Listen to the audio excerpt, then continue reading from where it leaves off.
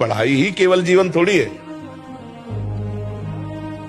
और भी जीने के उद्देश्य हैं, और भी जीने के रास्ते हैं। केवल पढ़ाई, अगर हम पढ़ाई में नहीं सफल हो पाते हैं तो क्या हमारा जीवन ही बेकार हो जाएगा?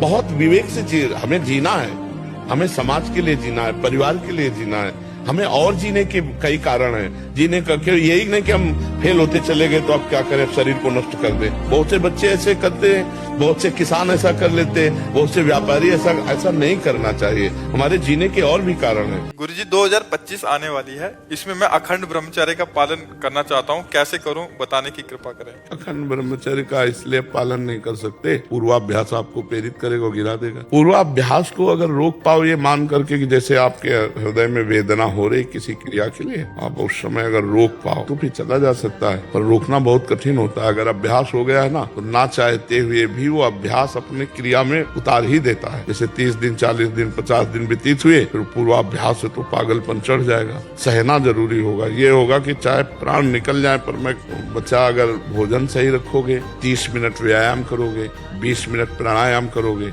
मोबाइल से गंदी बातें नहीं देखोगे और अपने आए हुए वेग को सह जाओगे, जीत जाओगे, फिर तुम चल सकते हो। मन मतंग मतवाला हाथी है। बस हाँ, ये जरूर है कि अगर भगवान का नाम जप है और दैन्यता है, अहंकार नहीं है, तो निर्वाह कर ले जाओगे। निर्वाह का अहंकार है कि मैं 1 वर्ष से ब्रह्मचारी हूँ या अगले वर्ष से पूरा ब्रह्मचारी। दैन्य है कि भगवान रक्षा करेंगे, भगवान के भरोसे में चल रहा हूँ, अगर गिरूंगा भी तो फिर नियम लूंगा, फिर चलो, ऐसे चला जा सकता है। और बहुत अच्छा है, हम धन्यवाद देते हैं कि आप नए बच्चा ब्रह्मचर्य पालन की बात करते हो। पहले हम आपके मन को तोड़ा, देखें कितनी दम है, पर अगर आप चलना चाहते हो तो हम आपको उत्साह देते हो, धन्यवाद देते हैं कि आप आगे बढ़िए। भले गृहस्थ में जाओ, लेकिन 10-5 वर्ष अगर ब्रह्मचारी रहोगे तो एक अच्छे गृहस्थ हो जाओगे। अगर हमारा मित्र है और हमारी बात का आदर करता है तो हम उसी से केवल कहेंगे, किसी और से नहीं। जिसकी चूक है एकांत में उसी से केवल कहेंगे, उसकी चूक किसी और से कह देना निंदा हो जाएगी। अरे यार, तू विश्वास कर ले तो हम तेरी खोपड़ी में बैठ के बताते रहेंगे कि ये पाप है, ये पुण्य है। जा तो तू देख ले। अगर तू श्रद्धा विश्वास करके मान ले तो तुम्हारे दिमाग में प्रेमानंद यहाँ बैठा दिखाई देगा और ये आएगा कि बाबा ने कहा कि ये पाप है, बाबा ने कहा ये पुण्य। आप करके तो देख, भजन करके तो देख, नाम जप करो, आज से तू फ्री हो जाए एकदम, पीछे हो आगे के लिए भी।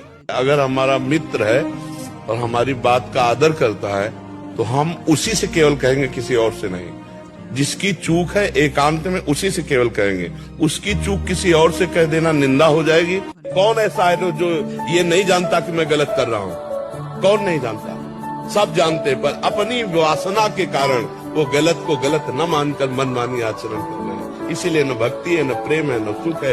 एक थोड़े दिन का जिंदगी, मरना तो है ना, मरने के बाद वहाँ 5 स्टार होटल थोड़ी है कि आप यहाँ से जाके सीधे होटल बुक है आराम से। दुर्गति हो जाएगी, जो कर्म किए उनका भोग भोगना पड़ेगा और फिर सूअर, कुत्ता, भूत, प्रेत, न जाने कौन सी योनि में जाओगे। मनुष्य जन्म में अगर एक बार राधा बोला, एक बार भगवान का नाम लिया, तो वो भी तुम्हारे उद्धार के लिए खड़ा हो जाएगा। धन्यवाद गुरु जी के अनमोल वचनों को अंत तक सुनने के लिए।